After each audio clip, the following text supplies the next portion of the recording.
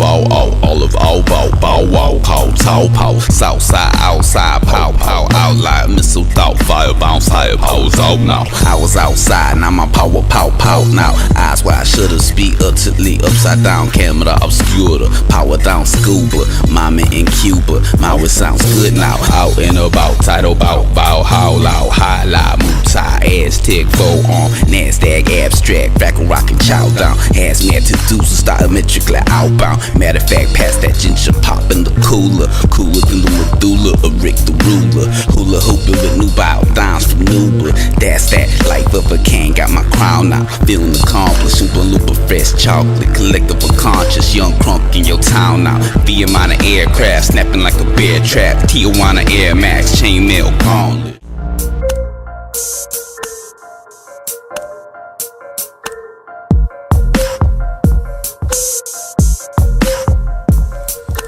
Big Bertha earthquakes, 100 dB, 90 BPM, heavy hitting them triplets, 100-sided dice, rolling 79 twice. Get ready, we bringing the jazz back with the rhythm, we giving them influence on some Midwest liquid mission, tricky nicks and mixing, matching, scratching, rapping, action, Jackson making it happen, pap it, midi, patch it, map it with a pinch of magic, casting master sentences, with a gang of wicked vixens listening close to us, flipping different widgets, mystic digits, coast to coast, pole to pole, folding time, golden time. Overload on. Check. Let me see. Make sure this is live. Is this live? Let's see. Check. I don't see it. Let me check video. I don't see it on my phone. Just double checking. Let's see. Nope. Check. Let me see. Is this thing live?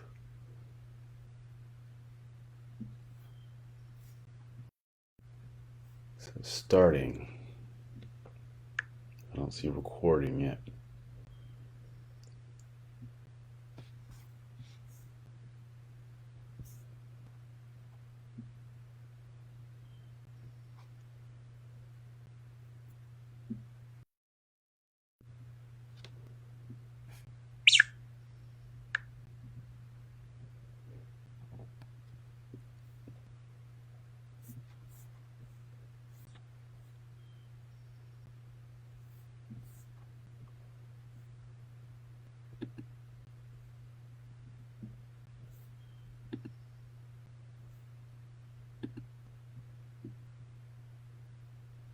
Boom. Let's see. It says now it's live. All right. Let's see if I can see the screen. All right, there we go. Verify. Here we go. All right, boom. What's up? So yeah, we're going live. I've been meaning to do this lecture for a very long time.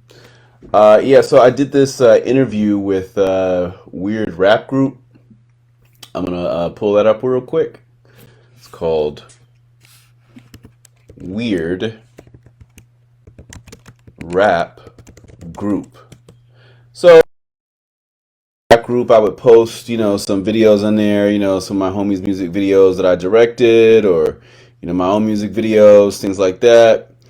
And I saw that there was, kind of a race problem on the site. There's a lot of kind of incel kind of culture, 4chan, kind of culture. So I'm gonna hit this, 2chan, 8chan. See, look, I'm blocked from that one. All right, but I think there's another one. Let's see. Oops. Rap group. But yeah, they started, doing all these real racial things. Let's go back to this. All right, so this is how. All right, so yeah. I was posting on this thing called Weird Rap Group, but then I saw people were, posting a lot of racialized stuff. And, we've been doing, oh, this is so cool because Facebook is actually, I can see the actual transcription of this. It's doing the CC transcription, the closed caption transcription real time. So that's pretty cool, but it's like a latency. So I'm looking at like, right something from like 30 seconds ago. But that's very interesting though. It's starting to catch up though. It's getting closer. Just talked about CC. All right, so yeah, this the weird rap group. I just found there was a lot of really outlandish stuff that they were starting to post, as a daily basis, part of their culture. Of this weird rap group. Um, so let me look up this weird rap group again.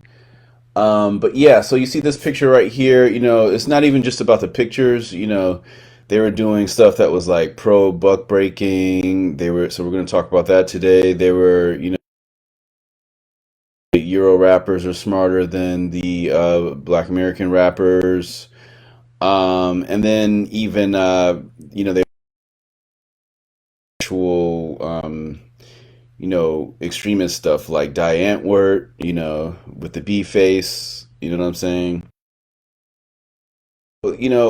This they're just totally violating hip hop culture, in the sense that, hip hop is a Black American tradition, just like gospel music, just like soul food. I grew up with, gospel music in the church. I grew up with, soul food, and I grew up with hip hop. You know what I'm saying? It's part of, my culture. And to see,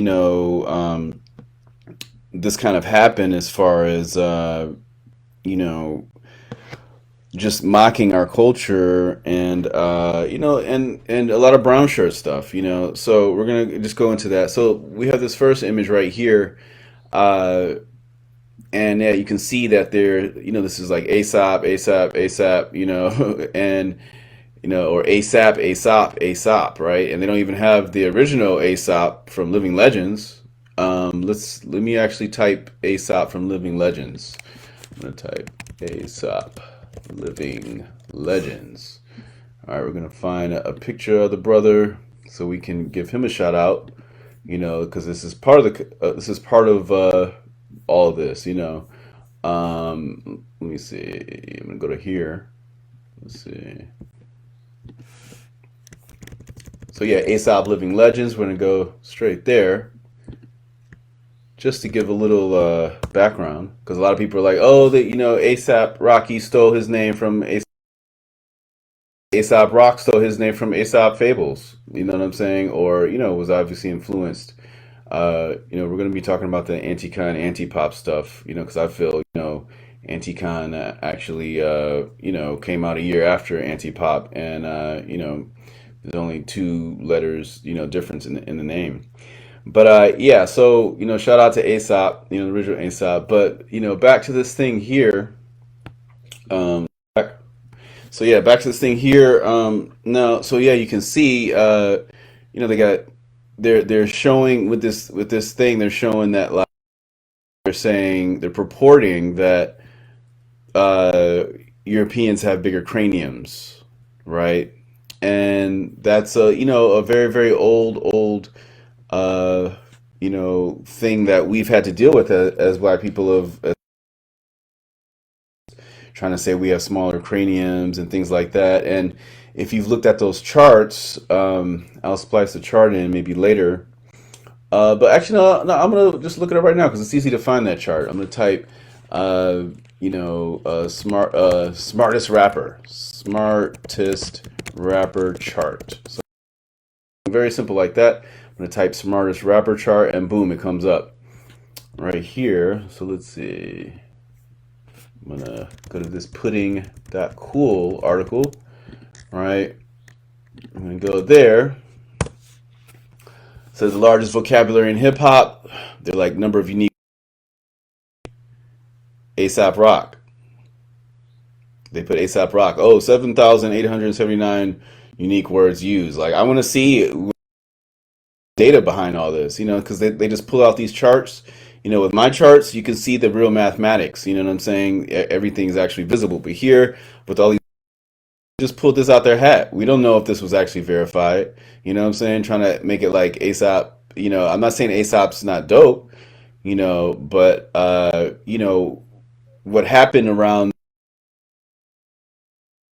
years ago, um, and for those that are just coming in, we're draining the swamp in the indie rap world because the racism in the indie rap world, with of the top cast versus us bottom cast people is really really extreme, especially online now. And so we're talking about this chart that's purporting that European artists are smarter. See, they have ASAP at the front and everybody else, at the back. But obviously they didn't want to put a black guy last, so I guess they put him there. But you can see that it's all black here, and then as you go up, everybody, it becomes more European artists, right? And a lot of people will say, "Oh yeah, that's just because anti-con and all those movements. It's more intellectual." It's like, no, it's not. No, because what happened is, like I was saying, 20 years ago, Rolling Stones magazine did an article, and they tried to actually segregate rap and say there was underground rap and indie rap, and they tried to, and I think Bus Driver was the only brother in the whole article. And look who they put up in the front, Bus Driver. That was back when they thought that Buck 65 and all that. They thought that Buck and ASAP, not ASAP, but ASAP Rock would be like, the new Bob Dylan's and the new, or the next Eminem. They really thought that. So Rolling Stone was actually pushing it. A lot of people don't realize, so they were trying to be like, oh, if you're black and you're rapping on some abstract stuff on a beat, you know what I'm saying, or on some like cool zoned out beat, they'd be like, "Oh, you're underground." You know what I'm saying? They try to racialize the words because most, if you look at my lecture in the past, genres, racial segregation, most genres made by the top Eurocast are actually racialized genres, like swing music. They used to call it jungle music when it came out. They're like, "Oh, those jungle bunnies doing the jungle music." This is even before drum and bass jungle. You know what I'm saying? Before the breaks, back in the swing era, wartime era. And even rock and roll, R&B, R&B basically means you're black and you're singing, you know what I'm saying? Whereas European artists, you could sing and like Hot Chip and they're not going to call you R&B, or you can, sing like new wave and they're not going to call you R&B. Whereas if a black person singing new wave, they're going to call it R&B, or maybe a subgenre like freestyle music. Freestyle means you're either black or Latino over like electro beats, right? Singing over electro beats, and New Order and stuff like that, and Depeche Mode and people doing similar, if not exact same things, they get, put in another genre. Was trying to basically create a whole new genre, calling it indie rap. And indie mean like indie rock, which is a very, people being European, indie rap, you know what I'm saying? So they were trying to be like, there's underground rap, like if you're into Wu-Tang, that's underground rap. But if you're into anti indie rap, they're trying to make their own, lane for themselves. And you can see with these fake charts, it's like we have no data on how they figured out this. It's like, oh, this many unique words. You know what I'm saying? So yeah, so they're insinuating that ASAP is the smartest, and we're going to click back for a second where we just were, so you can see this is what they are posting on their site. They're posting like, they're showing, the cranial stereotypes from the past. You know what I'm saying? These stereotypes are not not a new thing. They've been part of the ridicule of us black folks for forever. And but what they found was when they actually did the cranial studies, like if you, I got a big cranium, my family does, and Ethiopians, black folks in general, we have bigger craniums actually. So then they tried to, reverse the study and be like, oh, bigger cranium means if it's too big, then it's not good enough, So, on us. So this whole thing with, associating intelligent rap with one being of European descent is a racist concept, But most, not I'm not gonna say most, a lot of people in the indie rap world, the ones that are like not trying to work with black producers. Like I'm not saying like I don't like Blockhead's beats. I never liked Blockhead's beats. I've always thought Aesop Rocky was a dope rapper. I actually booked him early on.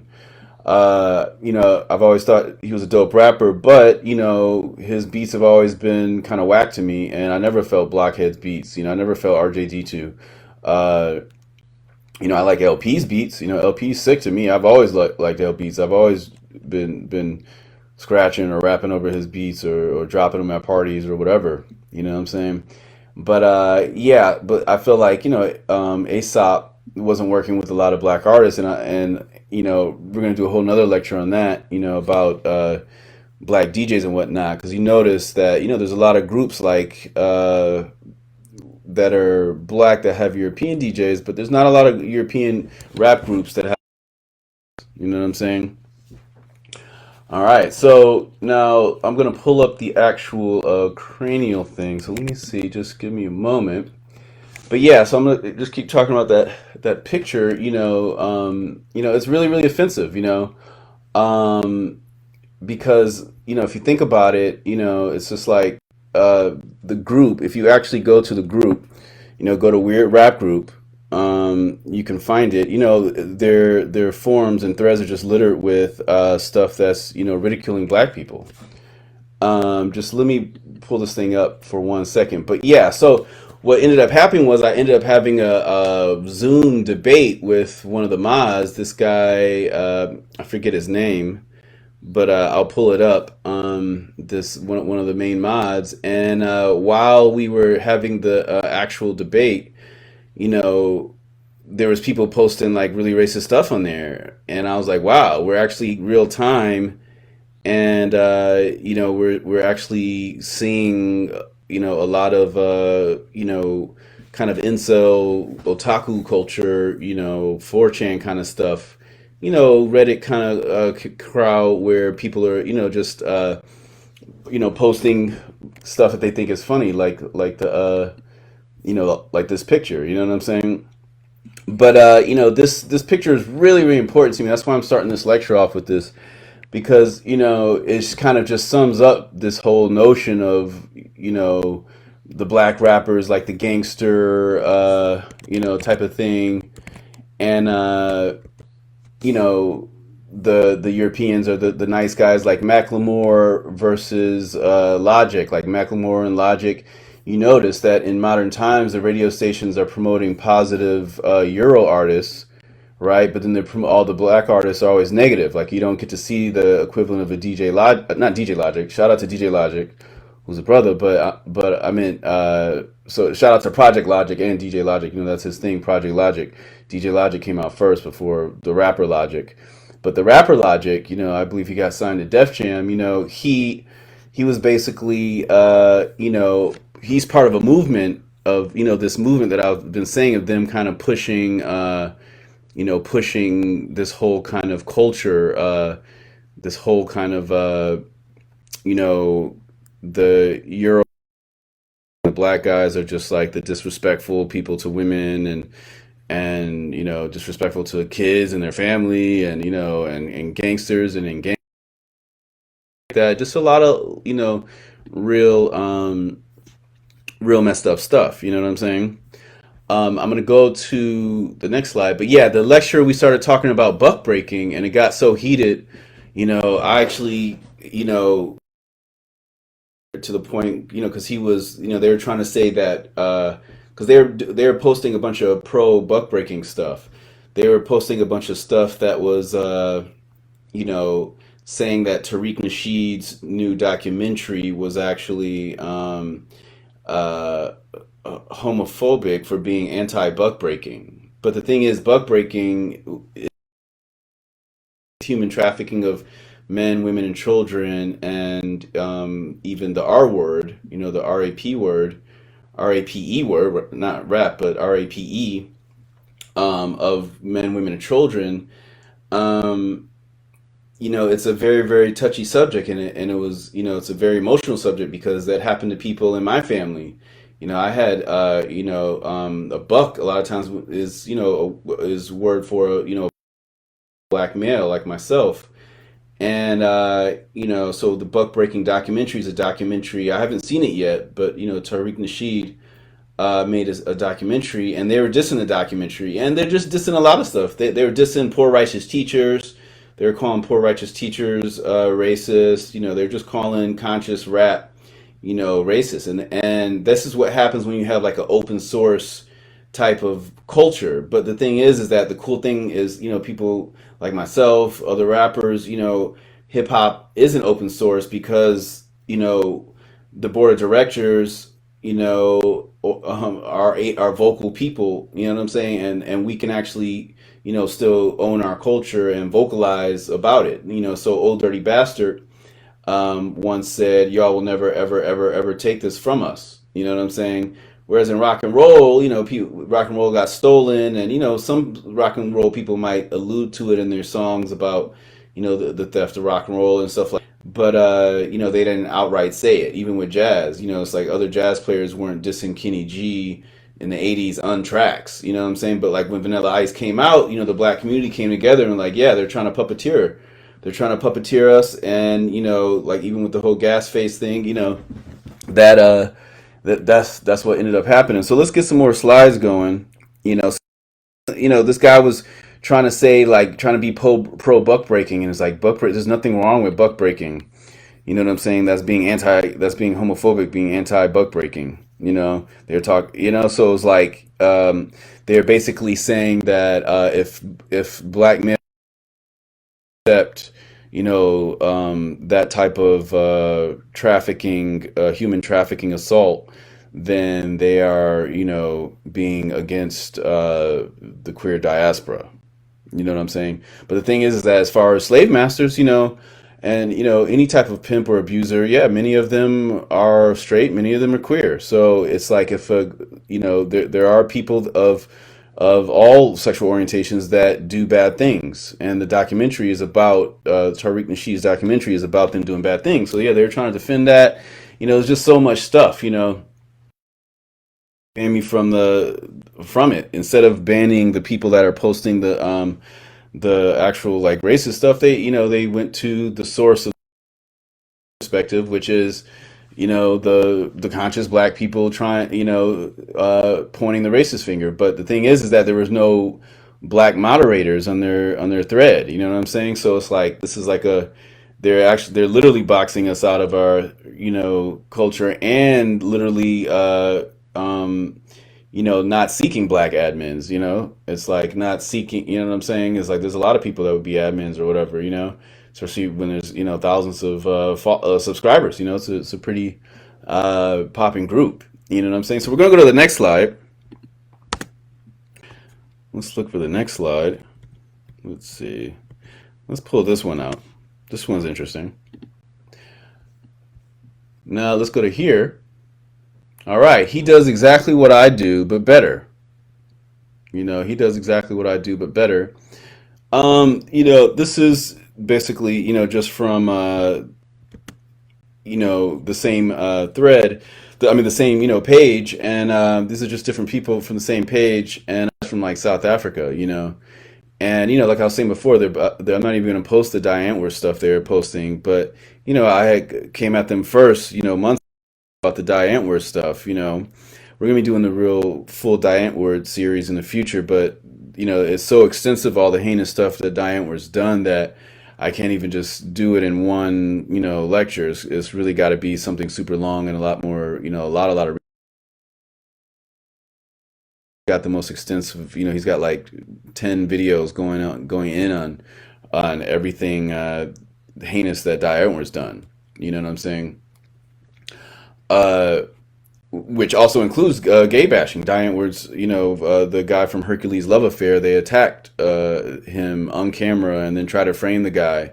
You know what I'm saying? So it's like this site, Weird Rap Group, is, disseminating a lot of hate. You know what I'm saying? A lot of hate towards, mostly towards, a lot of different stuff. So, because like people would post, weird, because to them weird means European artists, like, because when I hear the word weird, obviously, means weird, the Norse god of fate. That's where weird comes from. It comes from weird, the Norse god of fate, right? Wyrd, in the same pantheon as Thor, and all the other Odin, and all the other you know days of the week, right? you know stuff like that. But let me go to this. So all right, yeah. So you can see this, Ghostface and Action Bronson thing. So they're insinuating that but I mean, we know. I mean, this is just. I'm putting this as a more offended by this, but it's just this is relevant to what I'm talking about as far as a takeover, and even at this point getting in the incel tip and mocking the old school black artists and being like, you guys are underground, we're intelligent indie rap, you guys are the past, you guys are old 90s backpackers, or you guys are they try to push us into one category. And that's what I'm saying, where you get to modern rap radio and positive rap on, you can only find rap on the radio, and all the black rap, the rappers on the black stations, what they call urban stations, it's all negative. It's super super negative, especially when you're in the South, and I don't hear them playing Far Side on the radio. They were promising that they were going to start playing a lot of oldies and stuff like that, and because that's where all the positive black rap is a lot of the oldies that were hits, but they're not allowing that anymore as far as hits. um but yeah, it's just so much that they were popping off on, and stuff like that. Let me see what. Let's see. So yeah, let's go to this Diane Antwoord one. So this Diane Antwoord, right? Are we? Oh no, no, I'm not in the wrong thing. Let's see. What's the screen thing? Let's see what you guys are actually seeing, because you might not be seeing the right thing. Oh, I didn't even show the Ghostface thing. So let me actually show the Ghostface thing. I think I got to do. I did it in the wrong screen, but I'll be adding extra pictures in anyway about other. Let's see. Looking for the Ghostface picture. Let's see. Maybe I'll just copy the link.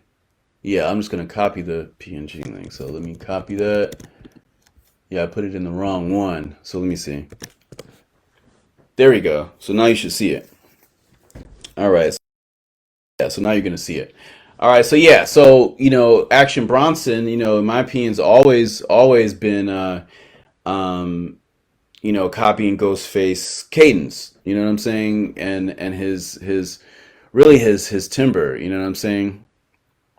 And the way he sounds, you know what I'm saying, the kind of whiny cry voice. He copied Ghostface's whole voice, and if you think about who makes more money now, who commands a higher rate, Ghostface or Action Bronson. So let's type Action Bronson net worth. I'm curious. I'm gonna type Action Bronson net worth. Action Bronson net worth says $16 million. $16 million. $16 million. Now I'm gonna type Ghostface Killer net worth. Okay, let's see. Ghostface Killer net worth. Ghostface Killer net worth is 17 million. So he's catching up. Ghostface is worth 7 million, and just in a short amount of time, Action Bronson's come in the scene and appropriated his whole sound and is now worth 16 million, right? And who commands more for a show? I'm sure Action Bronson commands more for a show now, since I don't even watch regular television, but I hear he has networks and stuff like that on TV. But I don't even know because I don't watch that stuff, right? So yeah, that's very very interesting, right? And I'm gonna make a chart in the future of net worths of artists and stuff on racial lines, because we can go back to here. Let's go a little bit farther back. I'm gonna go back to this thing. Let's see, where is the chart?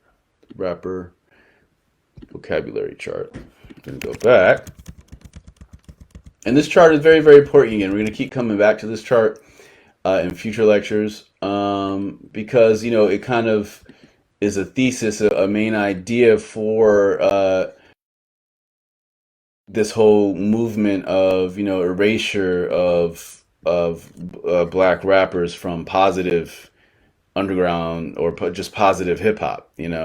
Obviously there's like people like I'm not even gonna say people like Kendrick Lamar, because he still tries to rep gang culture and stuff like that. Because if you're impartial, if you're not denouncing gay culture, you're part of it. Because that's why I'm not. You don't see me on the West Coast like that. I'm not. I don't believe genocide is a form of culture. You can't have something that's genocidal be a form of culture.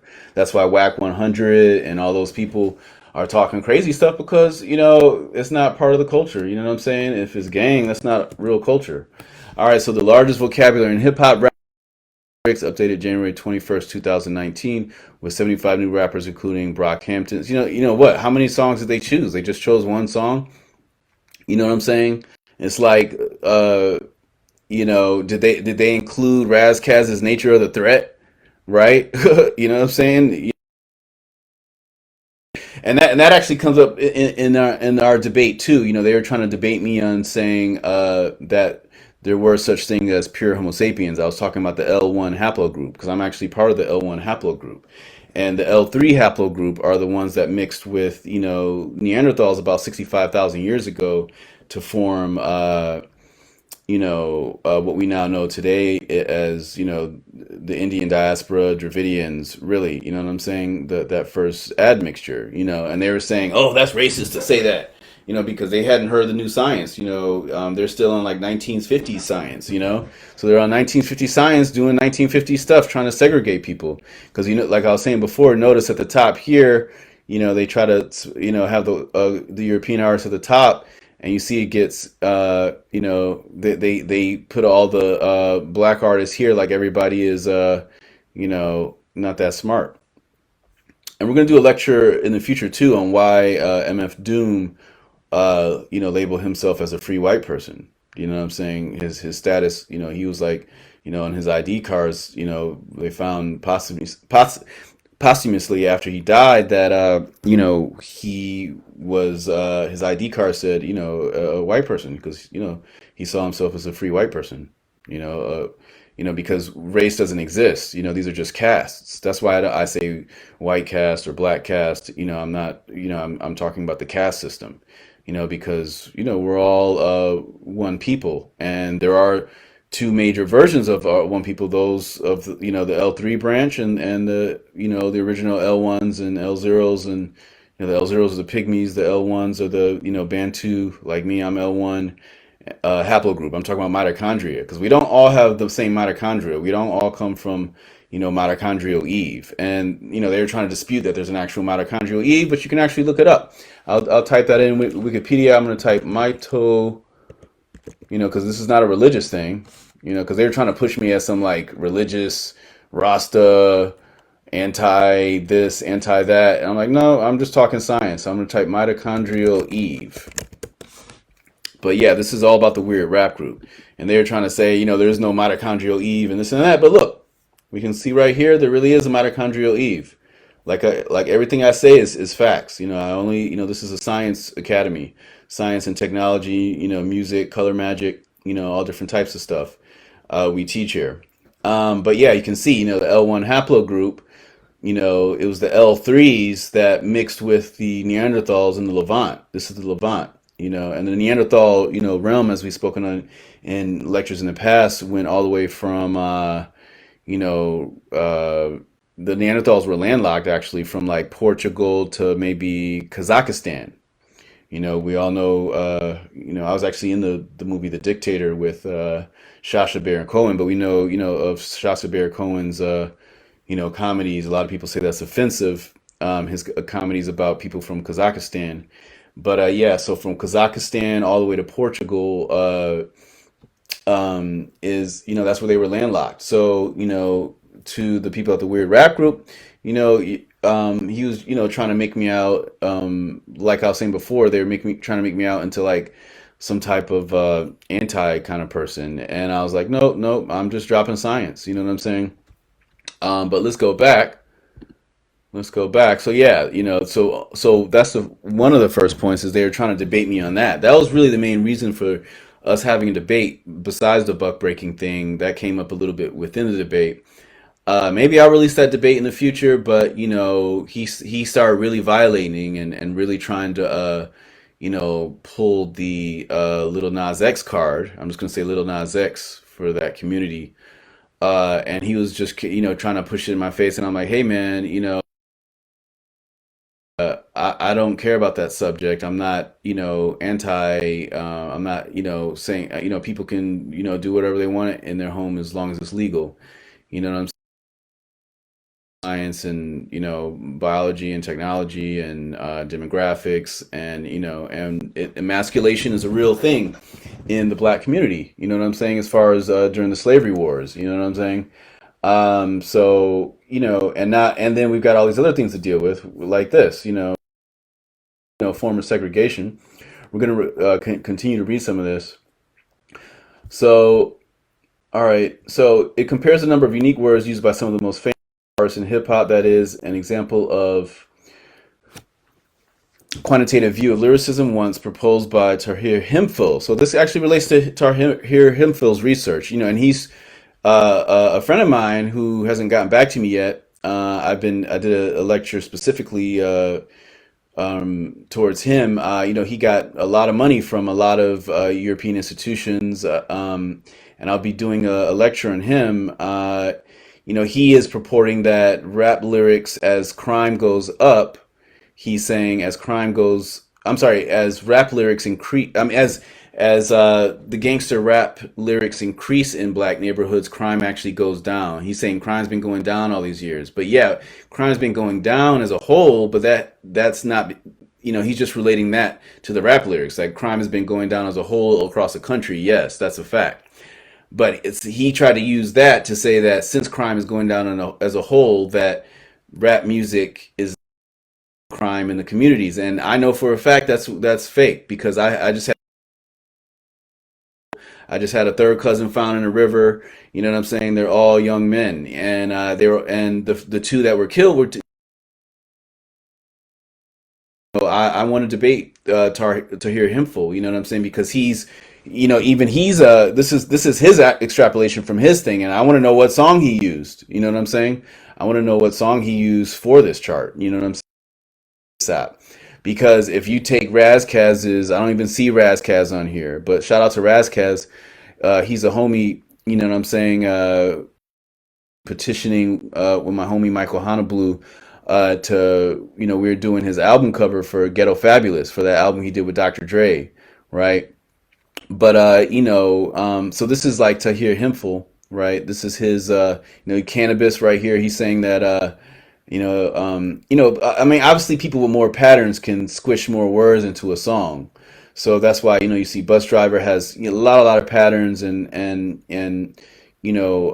having more jumbled kind of pattern flow, because that's, you can see that these people with simpler styles are down here. But think about MCA style. Why is the MCA all the way up here? MCA style is super simple, and all that stuff in the 80s was super slow, and it was definitely not a lot of words. You know what I'm saying? But it also depends on what song they're choosing, because people have totally different songs that have totally different word contents.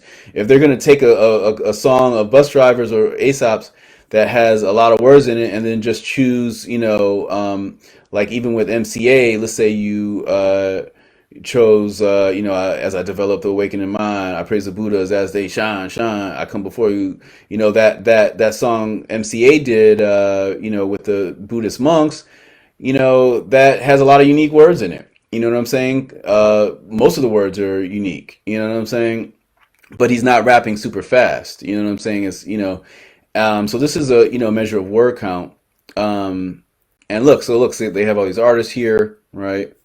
And there's not a lot of European artists in there, but of the European artists that are in there, notice they tend to be higher up. But I would say MCA and Run DMC are very, very similar in the number of unique words that they use. But we got to know what song. What song did MCA use? What song is this from? You know what I'm saying? Because if you're comparing somebody's love song to, like if you use LL Cool J's "I Need Love," where he's like, stretching his words out more, versus when he's like, "I'm bad," and he's going mad fast, or faster than normal, and even people like Blueface, you know what I'm saying? Blueface is mushing a lot of words in. Where's Subtitle? Subtitle My homie Subtitle, he drops a lot of words. Subtitle's not on this list. You know what I'm saying? So where's Subtitle to here? You know, because they're just adding. Notice how it's like all these pop millionaire rappers, and then they just added in a couple of, uh, he added in just a couple of like anti-con generation, and that's what I was saying is that around 2000, that's what happened. Rolling Stone was trying to segregate the music, and notice all lyrics are via Genius, right? But even Genius is skewed because it's like, let's say you want to talk about, you type in Basquiat on Genius, they're not going to show my 2005 release when I'm saying Basquiat. It's just about what artist they choose. You know what I'm saying? Even though it's on multiple vinyls or whatever. Uh, and remember, Rap Genius used to be Rap Genius, and then they used rap to blow up, and they became Genius. And we're gonna click on Genius and watch this. What happens if I type?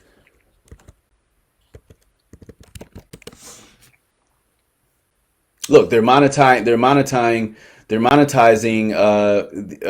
the N word. You see that? You know, and this is a European-owned company. You know, and I think that should be this should be illegal. Just like it shouldn't, like a German company shouldn't be able to have a website where they're making money off of Gargamel and all different types of horrible names. It's like uh, you know they shouldn't be able to do that, right? But you see, that's what it is. Look, But if you type, I'm gonna type, let's see, I'm gonna type crunk Tesla. It's gonna be nothing, right? No crunk Tesla. They're gonna show you some, you know what I'm saying, and they're gonna show you some Eastern European artists. You know what I'm saying? Uh, but yeah. So like, and then if I type the B word, right? You see that WAP comes up number one. You can see how they're puppeteering our culture. This is what black. Look and look at this users, all this. Like this is just kind of shows how they view the black culture. But you notice that only black culture comes up when you type these words. You know what I'm saying? When you type slanderous words, you don't see positive stuff coming up. And then, but now artists, look, when they're promoting it, they're not. They're promoting European artists right here. You see that? That's deep, right? They're promoting the European artists, like, hey, buy their work or something like that. But when it's the songs, it's just like, oh, look, you know what I'm saying? You see how they're pushing that. All right, so let's go back to the chart. Uh, yeah, so let's go back to the chart. But yeah, I think just like should an English website be able to make money from derogatory words of Indian people, given the history of Britain trying to colonize India? It's like, no, they shouldn't. You know what I'm saying? I even think that when you see like all the fake like Tibetan stores and the African stores that aren't owned by the people, the actual indigenous people, I think some type of tax or something should go to the people of like some type of organization. Like if somebody's making, if you have a store that's selling African masks and they're making millions of dollars, from Ghanaian masks, like maybe, certain percentage, they should have some type of license where it's like Ghanaian mask license, and maybe, some type of Ghanaian organization gets a little bit of cut of that, so that European can't just dominate every genre and every ethnicity, because if anything in business, if you're learning about business, it takes money to make money. So if Europeans have all the wealth, then that means by nature they're gonna whoever has the wealth is gonna have the most marketing and have the most infrastructure, and then be able to take over any industry.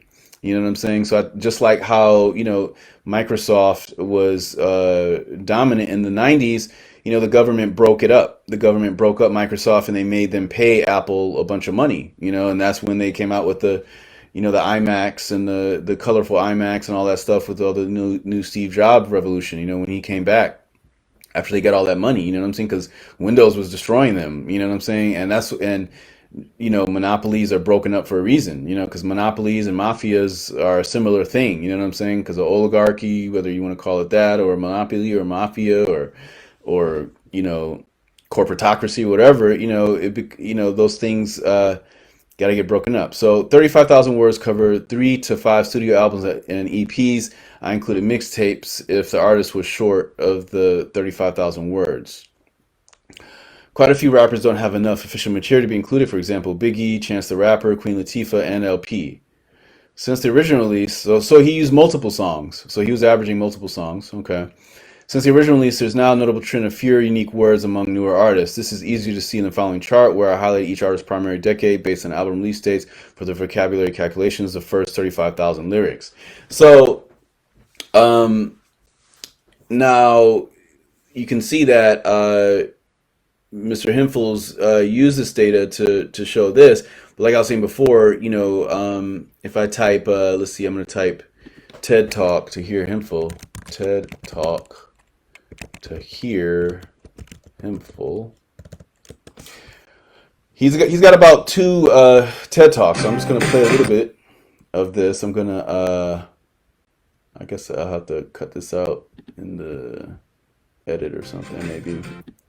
I don't want there to be a commercial in it, but or at least the sound, but whatever. All right, so I'm gonna turn this up. All right. Thank you. So I'm an artist and I work in technology. And I have a project that I'm going to show you today that combines my love for science, hip hop, and design. I went to tech, by the way, too. Any techites in the house? Yes. The project is called the Rap Almanac, and it's a database that analyzes the language in hip hop. There are 50,000 songs, lyrics, 30. So this is my homie Tahir. I first met Tahir. I guess he was working with Staple Crops or Staple something. In the Lower East Side, we were running into each other at a lot of parties and stuff like that. And a lot of times we'd be the only brothers at a lot of those parties. This was the LES that was, the Roxy Cottontail LES. Also, for the record, I'm going to do a lecture in the future. Roxy Cottontail was actually telling me her, her dad's actually a Fed. You know what I'm saying? And she was promoting a lot of that, spank rock, because Amanda Blank got caught, saying a bunch of racist stuff, and that whole movement, Diplo, he's done stuff for years, and that's why he's a multi-millionaire now. Diplo started as a fan at my show. You know what I'm saying? He came to see me and Tess at Pianos. You know what I'm saying? And for those that don't know, Tess is a European DJ, European rapper. I used to DJ for Tess for a long time. I've actually since stopped working with Tess because he fronted me on some money. You know what I'm saying? But he still owes me this money, and I'm a real forgiving person. I'm really nice to people, and over the years I've gotten less nice, because people can take niceness for weakness and try to take advantage of you.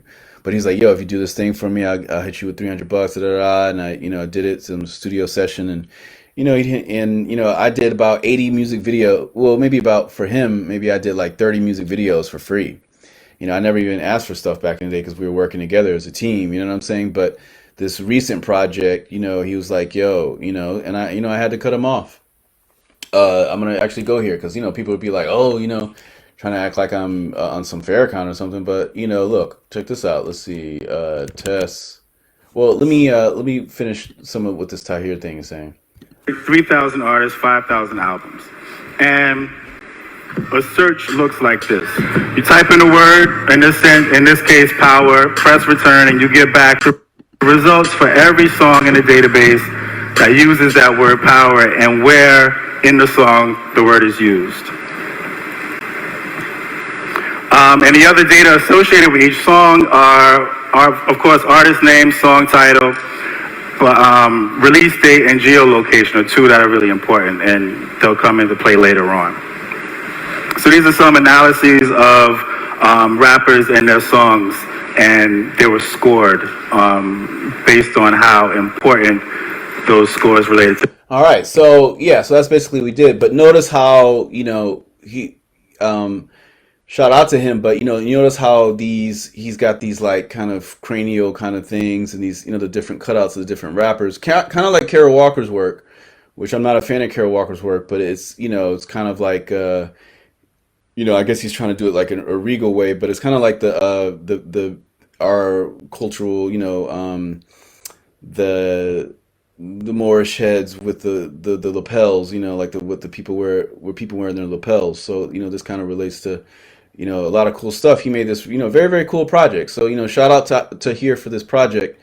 Uh, but the thing is that the people that have been paying him for this project, he's been using things to just kind of make these really broad statements and without showing the backup. Because even though, how do we know all this has really been done? We see him pulling up the data, but we're not able to pull it up. So, my thing with him is about the gangster thing. He's saying that gangster rap doesn't affect the communities. And in Atlanta, for instance, my niece-in-law, she actually, her and her boyfriend's car just got stolen like last year at the same time in the same parking lot in Buckhead, which is an affluent neighborhood. You know what I'm saying?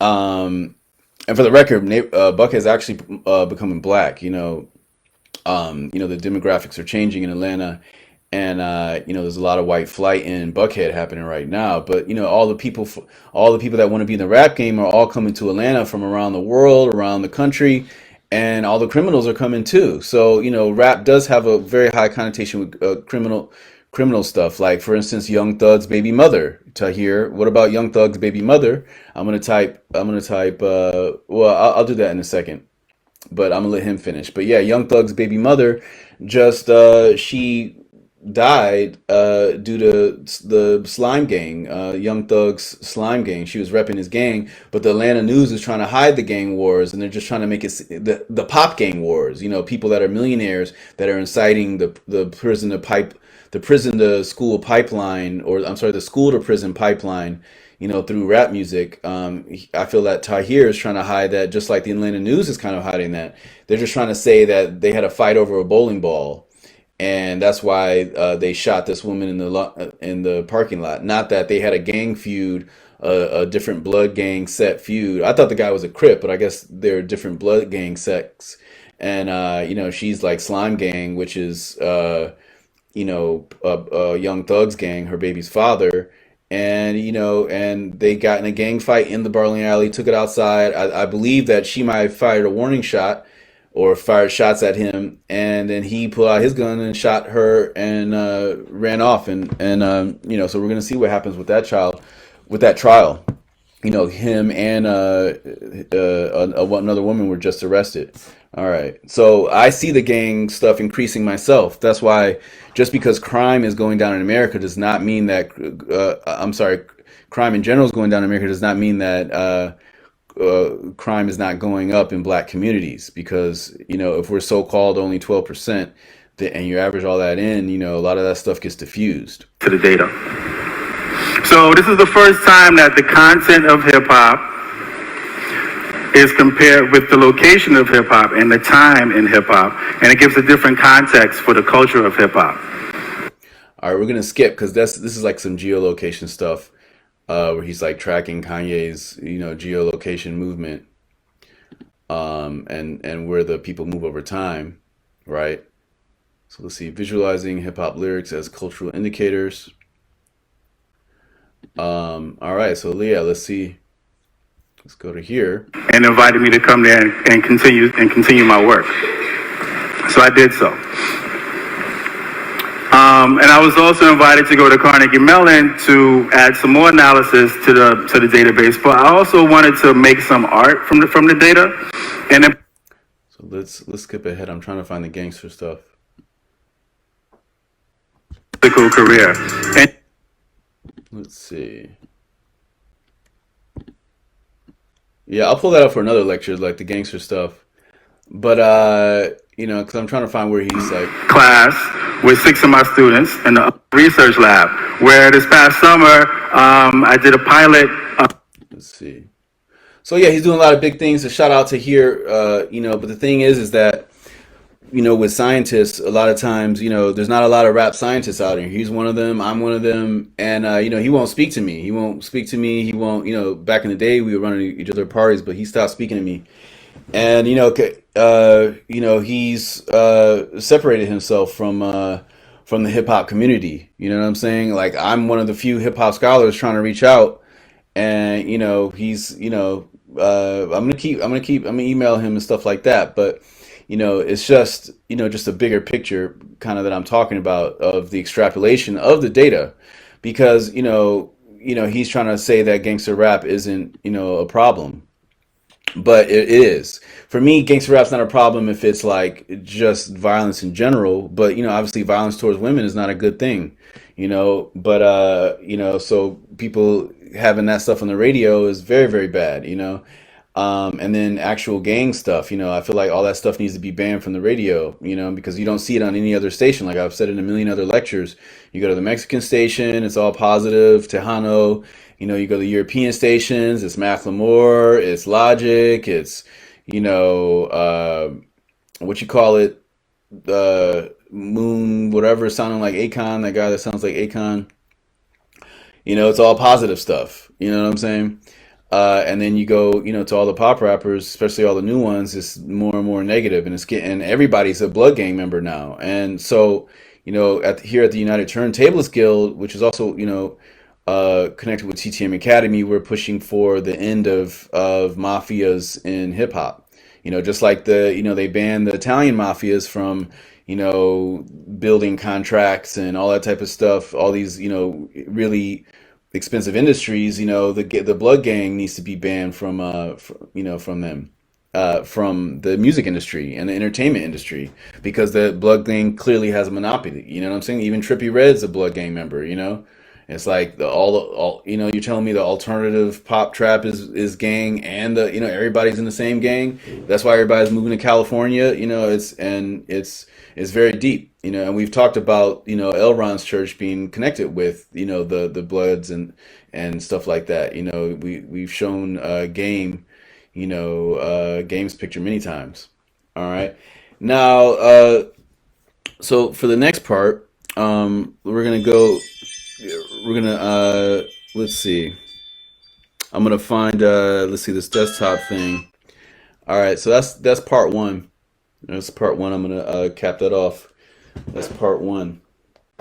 All right, so yeah, we're gonna continue this lecture on the weird rap group. So get a drink of water. All right, so yeah, so basically, I was posting videos in the weird rap group thinking like, hey, I could spread my, music and my homies' music, things like that, get it out there a little bit more. It was like an underground rap type of group. But then I discovered that it was kind of like an incel culture kind of group, and it was, very, antagonistic towards women and, black folks and things like that. It was, they were posting stuff, like this picture right here. Uh, if you see, it says Matthew Wallen, right? He was a moderator. They actually had moderators posting, brown shirt stuff like this. And I have to say brown shirt just because of the algorithms, right? So this guy Matthew Whalen, who is a moderator on the page, he said this will probably get me banned from this group, but I'd laugh at a German slapping Anne Frank because it's an effing joke. This was a reply, I replied to this, and I was like, because somebody made a joke about slapping Anne Frank or something, and I was like, yo, like that's not, that's totally not cool. You know what I'm saying? She was hiding inside of a wall. She was a trafficked person, and that's not cool to be making jokes about her. And then the moderator came in, because I think it was somebody else made the joke, and then the moderator came in and gave his 2 cents. Like usually moderators are supposed to come in and save the day or whatever, and be like, hey, you're not supposed to be saying pro brown shirt stuff. You know what I'm saying? And it's just a sad state in hip hop when you have a um, all Euro diaspora group, and they're just like posting all this kind of incel stuff kind of all day, and it's just really really offensive. And obviously people can make a page about whatever they want, but when it's hip hop culture and they're trying to front like they're repping hip hop culture. Hip hop culture is a black cultural institution that I grew up on. I've been listening and being part of hip hop culture since the 80s, since when I was a kid. My first rhyme was like, my name is Ray, I'm from the USA, right? And I made that in the 80s, right? And so for me, it's deep, and for me, all people that have been victims of genocide and things like that, it's not a laughing matter. But for a lot of the incel culture, it becomes a joke to them. So yeah, I just wanted to start out with this because he said this would probably get me banned, and he didn't get banned. I'm the one that actually ended up getting banned for calling out all of the stuff. And as you can see with the turntablist community, it's the same exact. Oh, this is so cool that it actually I can see my the closed captions in real time. I love it because I'm making sure that it's still working on my phone and I can see the words. But the turntablist community and the underground rap community are very, very similar. Like even though they're miles apart, they don't really talk to each other, or they're not really working with each other. You know what I'm saying? Like you don't see, Anticon or Battle Axe or whoever working with, a lot of turntablists. A lot of times, the worlds are in different spheres. You know what I'm saying? The turntablists are buying their gear, and the rappers tend to have less money. A lot of the turntablists have to buy all the gear, all the modern gear. $2,000 mixers, $1,500 mixers, and whatnot. But yeah, so this is just kind of telling of where this group is at, where the moderator, where it's just rampant racism and rampant humiliation of downtrodden groups. Because like we know that during the brown shirt reign in World War II, it was a horrible thing that happened. You know what I'm saying? The genocides and all that type of stuff. And they're just making light of all this. So you can see this guy Matthew Wallen. So it's like the moderators and the fans are posting all types of crazy stuff. You know what I'm saying? So like I was like, hey, I was just calling it out. Trying to be, positive. I see myself as a, bodhisattva on this earth here to spread love and wisdom and knowledge. And, a lot of people have issues with that, because when I see something that's hurtful to somebody else, I'll speak out, I'm not going to just be up in the mountains and let it slide. I'm in this world, and I voice my opinions, and all my opinions are based on positivity. All right, so we're going to move on to the next part. All right, so I'm just going to pull out some random parts from these different combos and stuff like that. But let's go to back to the buck breaking thing, because they were basically trying to say that they were kind of where they were saying like if you're anti buck breaking, then you're homophobic. But in fact, people of all sexual orientations can commit crimes. So the documentary by Tariq Nasheed on buck breaking is, about those crimes, and they were dissing the documentary. You know what I'm saying? And they were calling the documentary, homophobic and whatnot. So let's look at that. Let's look at this next one. I guess I got to copy it in there. It's not the right picture. Let's see. Let me copy it and paste it in there. Maybe that'll work. I go like that. There we go. So it should switch in a second. Let's see. Is it switched? It should be switching very soon. And all right. So Adam Boren Benet says Sadat X explicitly homophobic in his Instagram rants. You support that pseudo documentary that's explicitly anti-gay buck breaking by the grifter Tariq Nasheed. We are all bodhisattvas, duh. Right now, because I had mentioned in the thread like, hey, peace, y'all. Just a bodhisattva trying to spread equality and peace. You know what I'm saying? And for those that don't know, some other synonyms for peace are, you can also say Islam. You can also say paz. You know what I'm saying? You can also say shalom, right? Those are all different ways to say peace. And so, they're just saying like, the anti-gay buck breaking documentary. You know what I'm saying? And buck breaking was a tie each limb to a horse and make the four horses run in different directions. And I've had relatives, ancestors in my family way way way way back that were buck broken. You know what I'm saying? Most Black Americans have had some type of ancestor that was buck broken, which is not only a type of physical torture, but it's also a type of psychological torture. So emasculation and humiliation on the sexual level, relates with all that. You know what I'm saying? And that was, a tactic used during the slavery wars and even all the way up until now. Things like that are still done. Abner Louima, right? Abner Louima, he was basically sodomized uh, by the NYPD years ago. This was like in the 90s or something like that.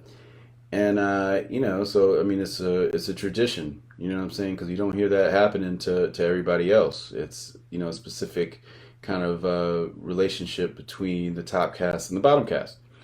All right, so I still haven't seen the documentary, but I know that Tariq Nasheed's a very dope filmmaker. And he's very very extensive, and his films. He was actually banned in the UK for his one a recent film. I don't know if it was this one or one before it, but he's been doing a series of hidden colors and things like that have just been showing a lot of things that they don't show kids in school in the West or the East. A lot of things that have been suppressed over the years. So shout out to all the underground documentary filmmakers out there. Everybody's voice is valid. You know what I'm saying? And um, even to go to the other to .x, and also what do you call it? Lord Jamar. I think there's another one here I'm about to pull up with Lord Jamar, and they'll basically say that Lord Jamar is out of his mind too. But Lord Jamar really did bring up a good point about being guests in the House of Hip Hop, because in the House of Hip Hop, people that aren't black and maybe Puerto Rican or whatever are pretty much outside of the house, and they are guests into the black culture. Just like if I go to a Indian wedding, I'm a guest. I didn't grow up eating Indian food. I'm not part of Indian culture. Um, I'm a guest in Indian culture, or I'm a guest in Japanese culture. It's the male ego that says, "Hey, I do this thing so I can claim it, and that becomes me." And you can't always do that with cultural institutions. It's not hip hop's not open source. It's not, and that's the sad part about this, is that the weird rap group really feels like they're doing a service to underground rap by basically having and kind of intimidating. They were bullying me and intimidating people that were calling out the racism. All right, so let's go on to the next slide. Let's see. What should I pull up next?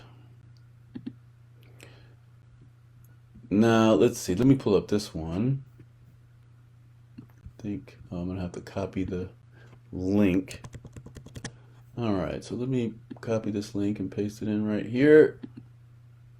All right, and then it should pop up. All right, so it's going to pop up in a second. Now, I posted this because, it was getting so hostile on the thread that, I posted this, so that they could see, you know what I'm saying? They could see that, there's a, very, very, very big problem in underground hip hop. This is Amanda Blank. Many of y'all might know Amanda Blank as being Spank Rock's partner, right? Spank Rock. And this is a chat that she had with me way back in the day, and she was coming for me. You know what I'm saying? And she was, flying her true colors. Because a lot of people feel that just because they rap, or make beats or both, or DJ or all three, that or do graffiti or they breakdance, they feel that if they're part of hip hop culture, there's no way they can disrespect it. But that would be just like me saying, if I, go into a mosque, I can't do things that are disrespectful. But obviously, every culture has rules, and within hip hop culture, racism against black people is the opposite of hip hop culture because, a lot of hip hop culture is rooted in, vocalizing the minds of the youths of America. You know what I'm saying? The black youths of America, and that's how it began. And obviously it's been puppeteered, since then, and it's kind of degenerated into violence. And then you turn on the top cast Euro diaspora radio stations, and and like I was saying before, you see the DJ Logics, you see the Mac Millers, you hear it's all positive rap. You know what I'm saying? While the black urban radio stations are all negative rap. They've puppeteered it, so it's like that. And then people think like, oh yeah,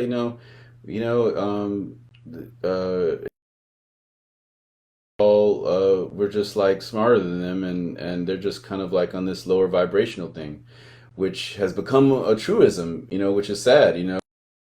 The truism is not, it's more of a systematic thing, and it's not just a natural like invisible hand thing. you know Invisible hand guiding all these economies and things like that. I do believe in supply and demand, but I'm more of a supply side economist because and that works for economies, and it also works for politics or anything else that you're trying to convince somebody to get into. So as far as supply side, I believe that if you supply somebody something enough, they're going to start. Versus everything is based on demand. I don't believe that the rap that's out there on the radio is based on the demand. Like, I don't believe that people want violence and car theft and their girlfriend being taken by another guy, and I don't believe that the average person wants that. So in that case, the supply would be dictating the demand. You know what I'm saying?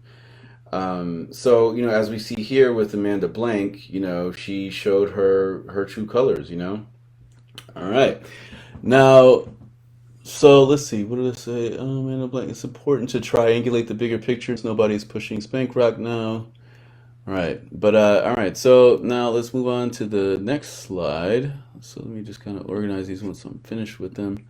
Let's see. Let's pull this one in. The resolution of my screen on this flat screen, this like 4K screen, is so high I can't even see these things when they're really, really small little thumbnails and stuff. So I'm like, I'm gonna copy it into this thing, and you can see it. Let's see. All right. So it says this is weird rap. It should be comfortable place for all. So what he was this is just a general sentiment of kind of like the All Lives Matter movement, or just even what was going on in the 60s in the civil rights movement, when people are like, hey, we want equality, and they're like, hey, you're disrupting society. You're not making this comfortable for everybody. You know what I'm saying? The group hive mind comfortability is prioritized whenever you have a status quo that's oppressing a disempowered group, right? So that's what's happening in this whole weird rap group. You know what I'm saying? It's totally intolerant to the thoughts and feelings and emotions and sentiments and political views of the actual original hip hop community, being the lowest caste, the diaspora that people call black, which I'm included in part of that. You know what I'm saying? I'm part of that, caste. It's, a caste system because, obviously race doesn't exist, you know? Yeah, so okay, so we're gonna skip to the next thing. But yeah, so so that's why they kind of, silenced me within the rap group is because, they're just like, you're causing trouble by saying Diane Word is racist. You know what I'm saying? But, Diane Word, they've, not a, they've done a lot of stuff. And, like I said before, I'll be doing, a whole lecture series on them. But they've just done so many heinous things over the years that, it's going to take a lot of time for me to, compile all that data, because that's what we do here at TXM Academy. These aren't voices or opinions that I'm expressing. This is just all historical stuff. This is political science. We're really just talking about the history of, hip hop and how it relates to modern inceldom. All right. Now let's pull out another slide. Let's see. I'm just kind of pulling these out randomly, kind of like, let's see, what's the next one? All right, so let me copy that. I have to copy and paste it into the thing so you can see it.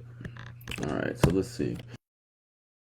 Prolific filmmaker, that's laughable. They're talking about, Tariq Nasheed again. So it says Lord Jamar and buck breaking, And remember, Lord Jamar is the one that said, that the top cast is a guest in the House of Hip Hop, And, Eminem actually concurred.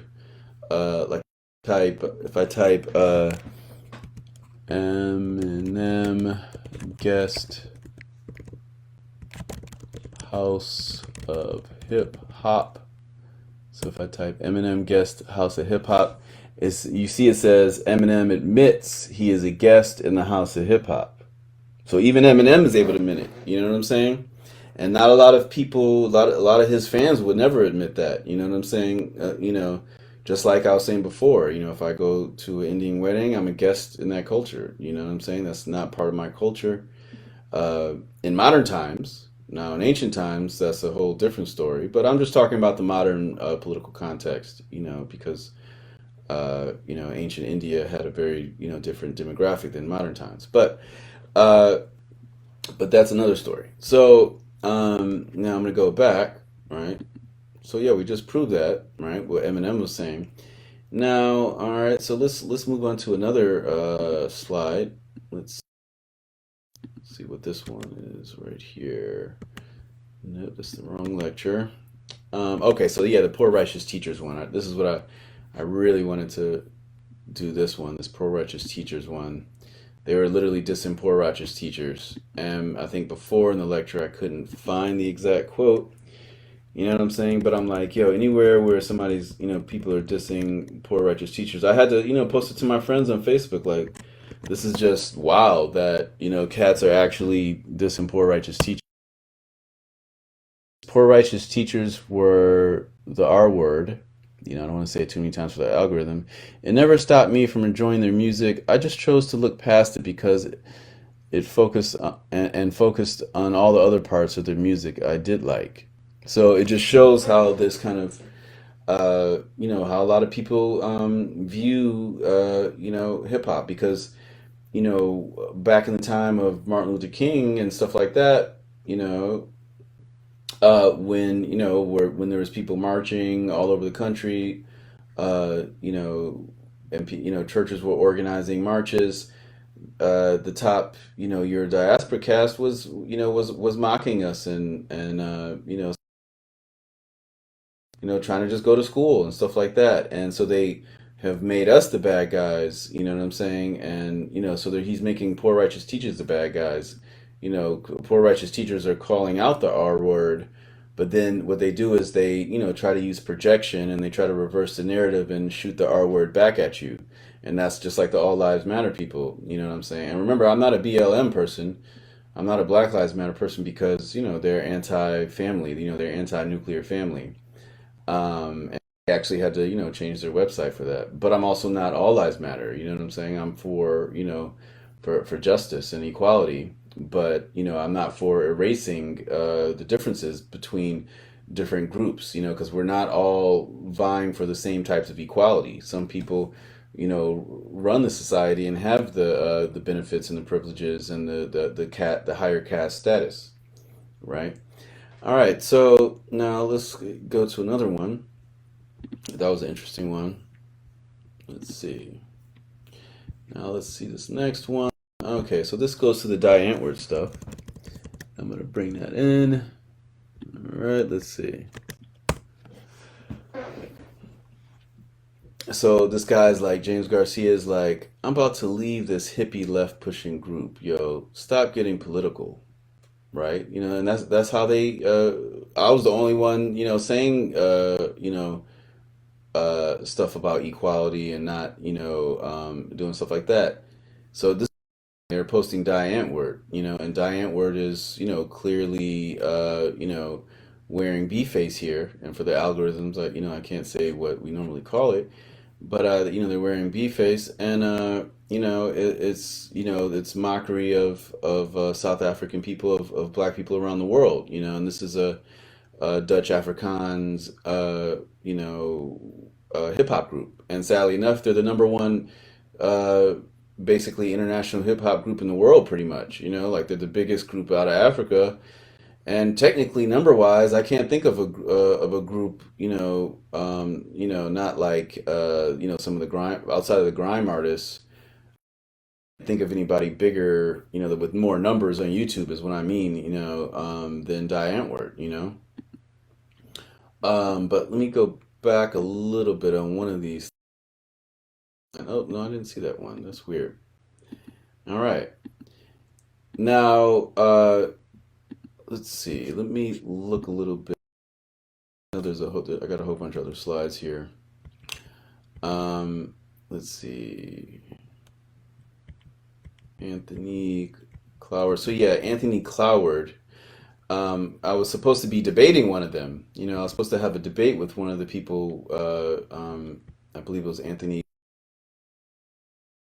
Was supposed to have a debate with, and I had a debate, and he was, like I was saying before in the lecture, he was, just trying to push me into a certain narrative, and I knew, what he was trying to do, and I wasn't going to let him do that. And it got really, really heated, and I had to, bury the debate because, it wasn't. I was trying to talk about science and haplogroups and stuff like that, and they was calling it the R word to say that the L1 haplogroup exists, but the L1 haplogroup is real. Some people do have no Neanderthalis admixture, and some people have that. Most people have the admixture, but a lot of Black people, diaspora around the world don't.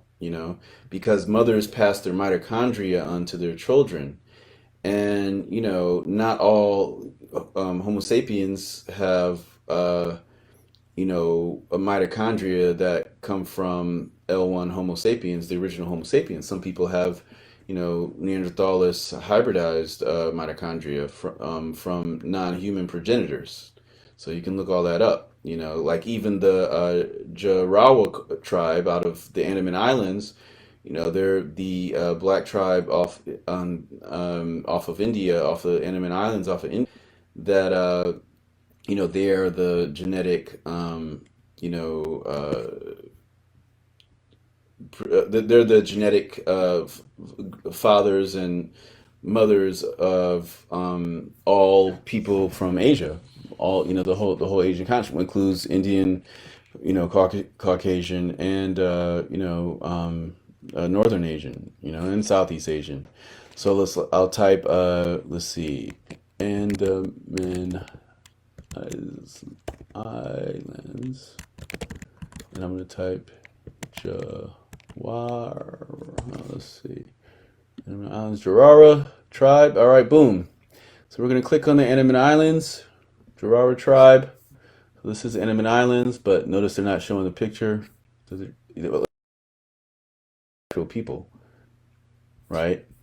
Because they don't, but notice they're not, let's see, right? They're not, and they're being persecuted, right? Indian Indian government is persecuting them. But I'll get an actual picture. I'm just going to click Google Images, right? Like, why wouldn't Wikipedia have images? But yeah, this is the off of the Andaman Islands that, these are the people that uh, what do you call it? All Asian people come from. All Asian, all, yeah, uh, these are the original Asians of Asia. You know what I'm saying? And they tried to disprove it time and time again, but they found that these are all the, so, but they're actually back crossed. This group right here is actually back crossed, where their mitochondria is not the original L1 Bantu from, because my mitochondria is the original L1 Bantu. Um, but yeah, so and once again, I'm going to go back to because we were basically having a debate, because they were trying to say that me saying that the L1 haplogroup is the original pure haplogroup. They're basically trying to say that that's the R word to say that, and I'll L1 haplogroup, right, and go like that. And I'm gonna click images, right? And you can see, right? This it's real. This is how it happened. This is L1 haplogroup. Let's see, we can go right here. Because when I said I mentioned in one of the threads, I was talking about the mitochondrial Eve, and they were acting like I was being religious or something. I was like, no, I'm not talking about biblical Eve. I'm talking about the scientific mitochondrial Eve, who we know 100% exists. Obviously, biblical Eve is open for debate, but to people that aren't Christians. But the mitochondrial Eve is a real thing. So you know this chart is just showing kind of what happened over time. So the mitochondrial Eve was pure Homo sapien. The L zeros are the pygmies, and the L2s are another branch off of L1, and that led to the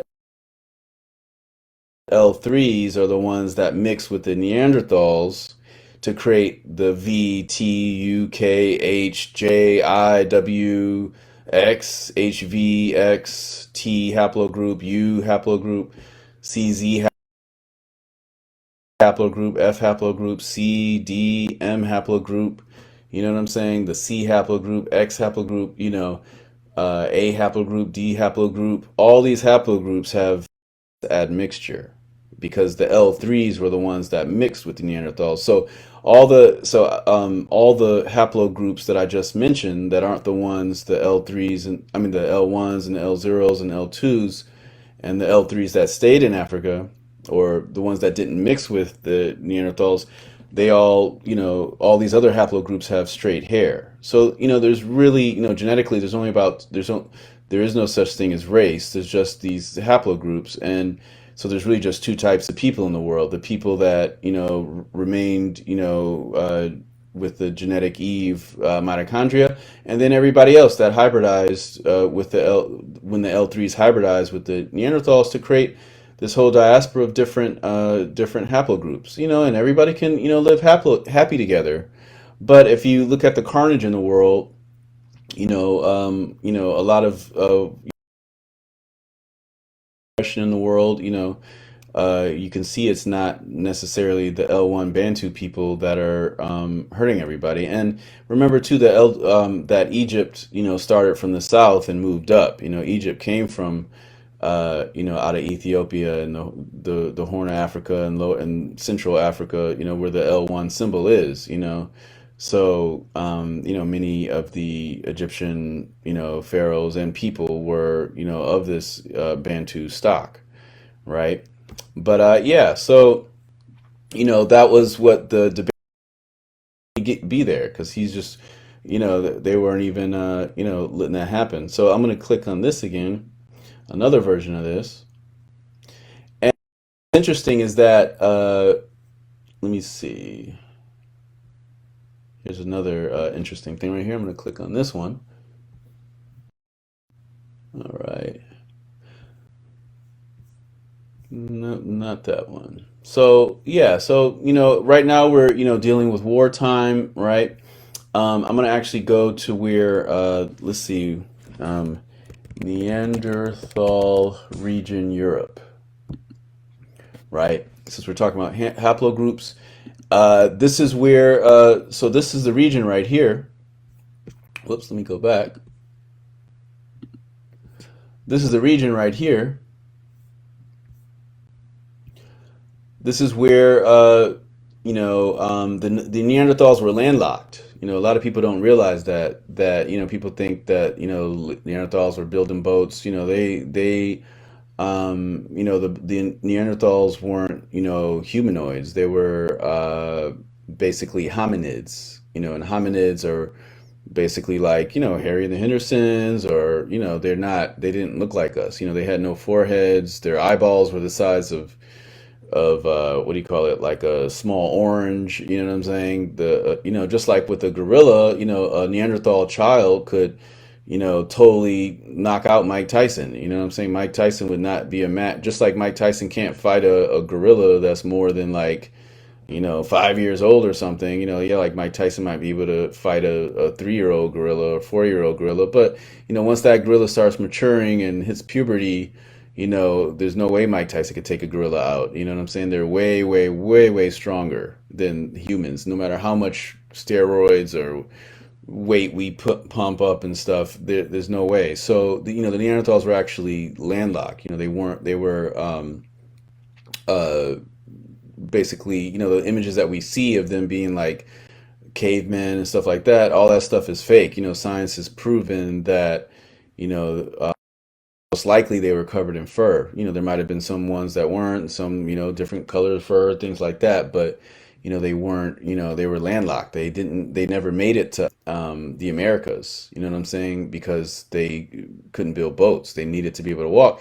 And they also, they never made, the humans and Neanderthals had wars for like at least, there's, I think the last Neanderthals pretty much died out, uh, about 30,000 years ago. But you can see where they're landlocked.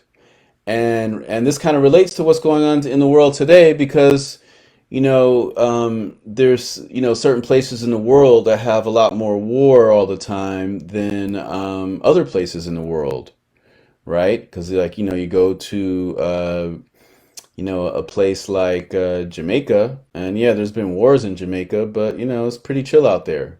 You go there now, it's pretty chill. Like, yeah, there's crime and robbery and stuff like that, but there's not a lot of wars in Jamaica. Right here, where the Neanderthals were landlocked, right? They were landlocked here. You can see that there was whether it's World War I, World War II, the current war in the Ukraine, right? Because you can see the Black Sea right here. This totally overlaps into that, into up and into like authoritarianism. Obviously there's a lot of authoritarianism in Africa, but a lot of that's from the Berlin Conference. So I'm going to type in Berlin Conference of 18, spelled conference wrong, of 1844, 1884. So, if you type the Berlin Conference of 1884, this was when the people from that specific region that we just showed decided they were going to divide up, Africa. And look at, this is like one example of what Africa was looking like before them. Like you see, it says Ethiopia was huge. This is like I was saying before. This lines up with that L1 thing I was just showing you. That in Ethiopia, that's the Ethiopia wasn't just it was called Abyssinia at the time, and most of Africa was Ethiopia. You see the Congo, all that's Ethiopia. You know what I'm saying? And they came and chopped everything up and switched up the names into what we know today, and took a lot of power from a lot of people and took all the resources, right? And this is just one map, one permutation, because the Sudan used to be also huge too. Like the whole Sahara was basically was Sudan, but things have changed over time. Just like they turned the map upside down as well, because southern Egypt which is now called Nubia, is represented by, the goddess um, uh, uh, Nekbit the vulture, and then Upper Egypt, the top of Egypt, is represented by Wajet, which is the snake, the cobra. But back in the day when it was in Egypt, before the maps were flipped upside down, what we call northern Egypt was actually southern Egypt, and what we call southern Egypt was actually northern Egypt. So they saw South Africa as being the top of Africa. You know what I'm saying? And obviously they didn't call it Africa. But as far as the Berlin Conference, it was real. And that's why we got to talk about manifest destiny, the idea of manifest destiny, the idea of it's kind of like when you see those DVDs about The Secret. They'll be like, oh, it's called The Secret, where you think about your dream and you write it on paper and you make it happen. You make that thing. You have to visualize it and speak it and actualize it before that thing can manifest. And so yeah, the Scramble for Africa, Berlin Conference of 1884 to 1885.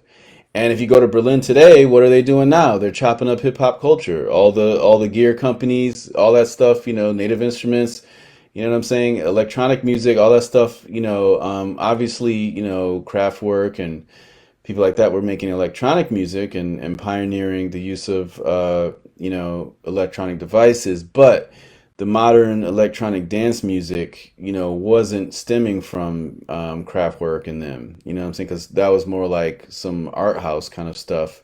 And even with Music Concrete, like, yes, we know Music Concrete came out of France, but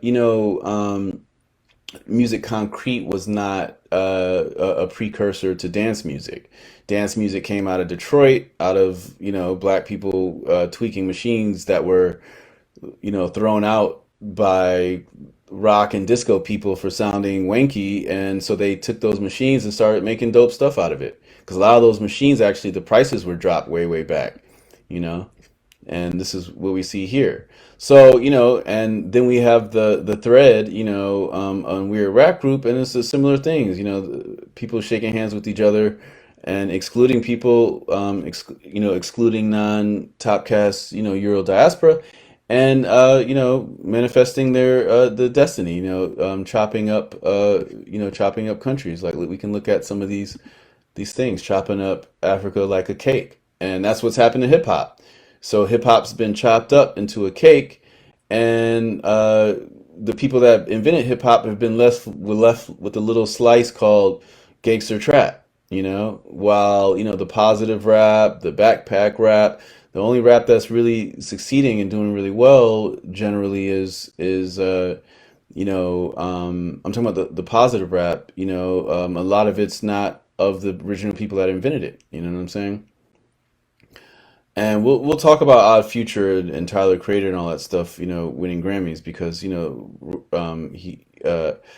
I was talking about that as well within the Weird Rap Group, about the fact that even all that stuff is kind of fitting into the Odd Future stuff, is fitting into suburban fetishes of black people slapping black women, like in the famous Odd Future video, where Tyler is also emasculated with uh, no package. I'll just say that for the algorithms. And with yay smeared all over his face. So it's just kind of a lot of stereotypes, right? Yeah. So let me see if I can find the stuff with Jonah, but because Jonah was definitely saying something, and I'm trying to find that. I might have accidentally moved it somewhere. I'm trying to find this actual quote from Jonah. But yeah, I can't find it right now. Let's see. But yeah, I think we can wrap this up.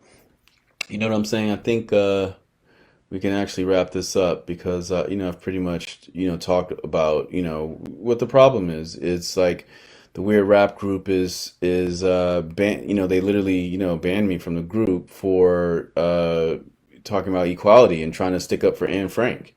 You know what I'm saying? Any place where people are dissing Anne Frank, and moderators, I just showed you the moderator from before, maybe I'll bring that back to you know, make this statement more clear. But it's very, very serious. You know what I'm saying? I'm gonna bring it back. So let's see, how do I bring that back in there? Pulled it into the wrong thing. So let me just do this one thing, and then I can copy it, paste it back in. All right. This lecture went really smooth. I'm gonna start doing this format a lot more because real time is way much easier than me just talking and then me having to find everything I'm talking about. It's easier for me to just be pulling it up on the web at the same time. So yeah, this right here, I'm gonna end it off on this. Anytime you have a place that's dissing somebody, that's making fun of a genocide, that's a red flag. And so I would like to warn all people about the weird rap group that it's a very bigot-minded group, and then they have the weird rap page, I believe. Yeah, and that's pretty much it. So let me just make sure I don't have any. I got some last things in here to pull out. Let's see. But yeah, it was Anthony Clower that I had, the debate with, and maybe I'll release that one day in the future. But let's see, because I was, telling him about anti-Semitism. Let's see. See, there's a thing where Jonah says that Die Antwoord isn't racist, and I'm trying to find that one quote because it's like y'all don't need to see all these, little threads and stuff like that. But you can look it up on the page yourself. I doubt they, erased everything. Let me see. Where is Jonah talking about Die Antwoord?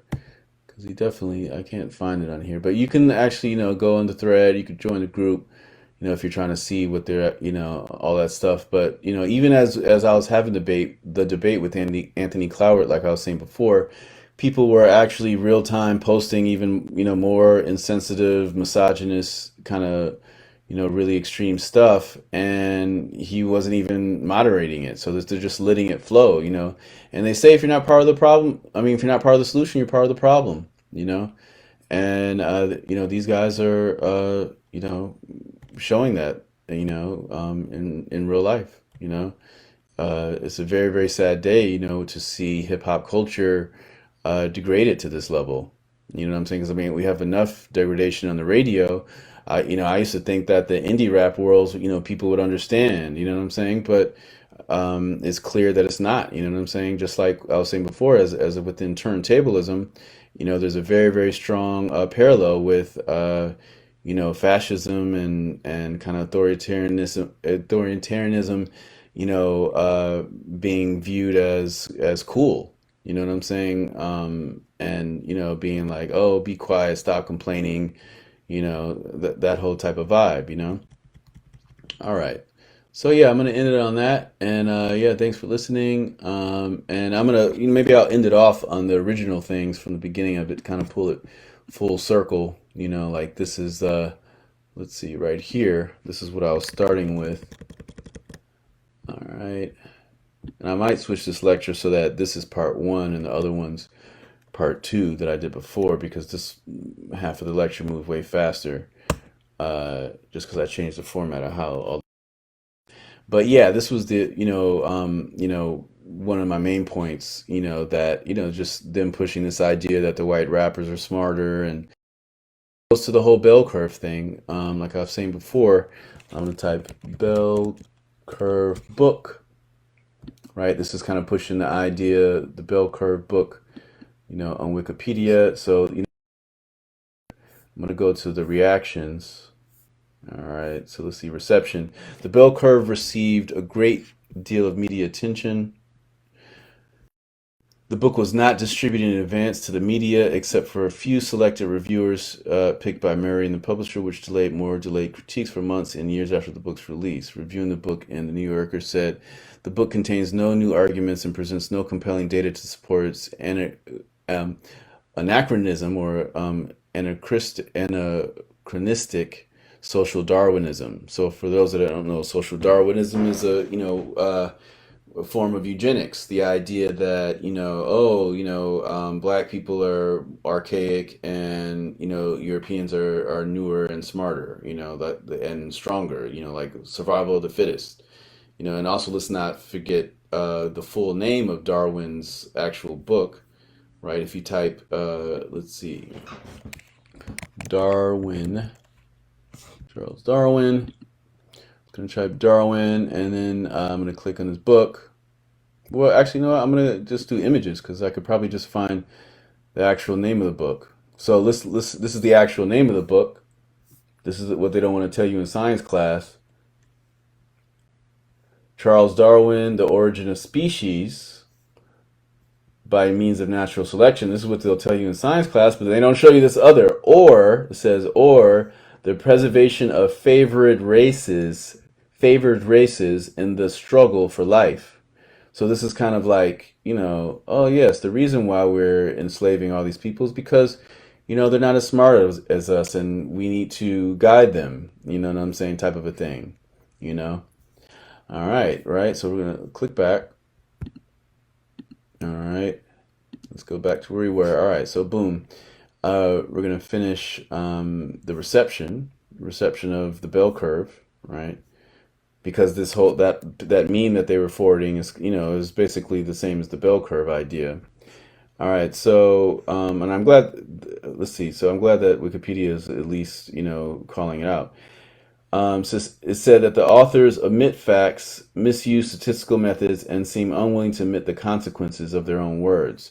In 1995 article by Fairness and Accuracy in Reporting, writer Jim Naurekas criticized the media response, saying that while many of these discussions included sharp criticism of the book, media accounts showed a disturbing tendency to accept Murray and Henderson's premises and evidence, even while debating their conclusions. So, they were supporting it, basically, After reviewers had more time to review the book's research and conclusions, more significant criticisms began to appear. Because the first people that were criticizing it were people like me, black people, saying like, no, you guys have been banning books for, hundreds of years in the black community to black people. I'm the first person in my family to be able to actually go to school with the top caste European diaspora. So, if you deny people books for a few hundred years, um, obviously they might have poor test scores. You know what I'm saying?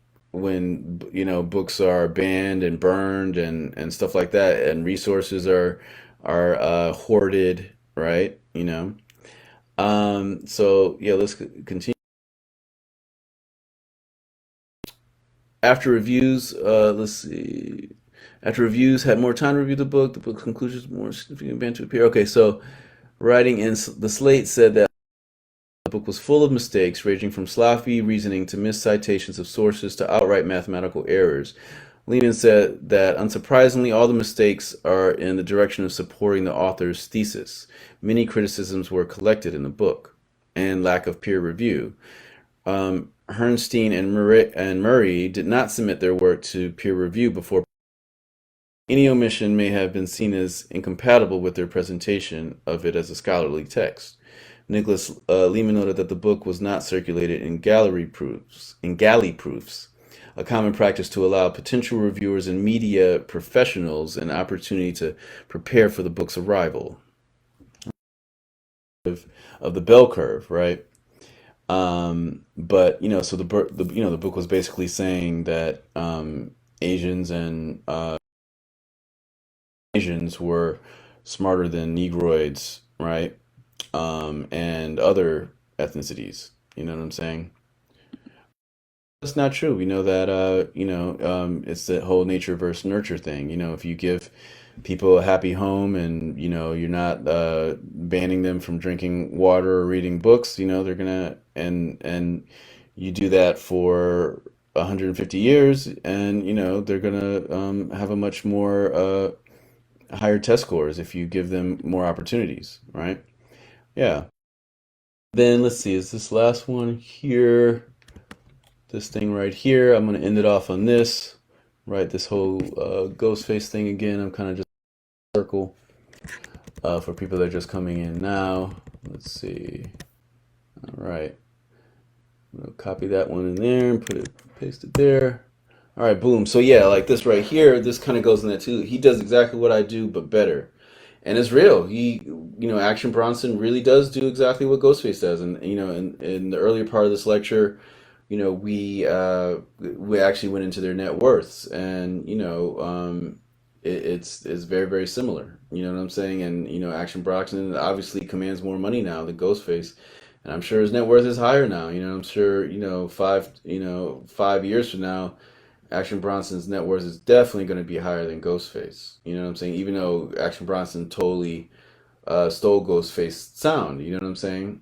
And that's what I mean about you might hear Action Bronson song on a non-urban radio. You know what I'm saying? Whereas Ghostface can't even get on urban radio because his stuff isn't even gangster enough anymore. Like back in the '90s, it was like, oh yeah, he was Ice Cream and all those classics. They won't let him on the radio anymore. It's